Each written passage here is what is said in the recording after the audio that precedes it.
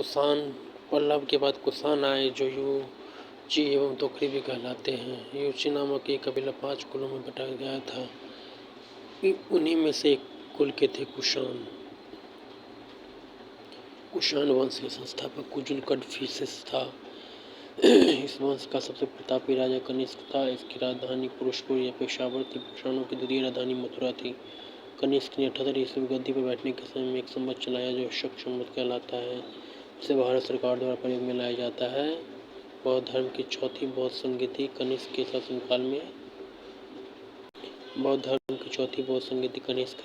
में कुंडलवन कश्मीर में प्रसिद्ध बौद्ध विद्वान वसुमित्र की अध्यक्षता में हुई। कनिष्क बौद्ध धर्म के महायान संप्रदाय का अनुयायी था।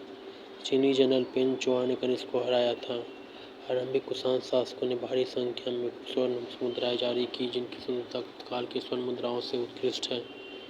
कुषाणों ने सोने के सर्वाधिक शुद्ध सिक्के जारी किए।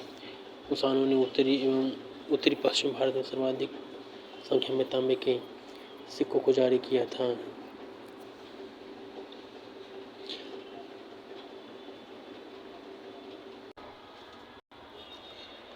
कुषाणों ने उत्तरी एवं उत्तरी पश्चिमी भारत में सर्वाधिक संख्या में तांबे के सिक्कों को जारी किया था। कनिष्क का राजवैद्य आयुर्वेद का विख्यात विद्वान चरक था, जिसने चरक संहिता की रचना की।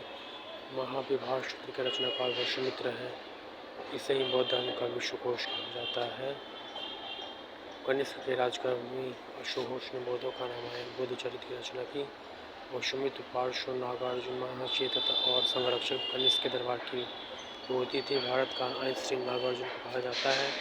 इनकी पुस्तक माध्यमिक सूत्री पुस्तक में नागार्जुन ने सापेक्षता का सिद्धांत प्रस्तुत किया था।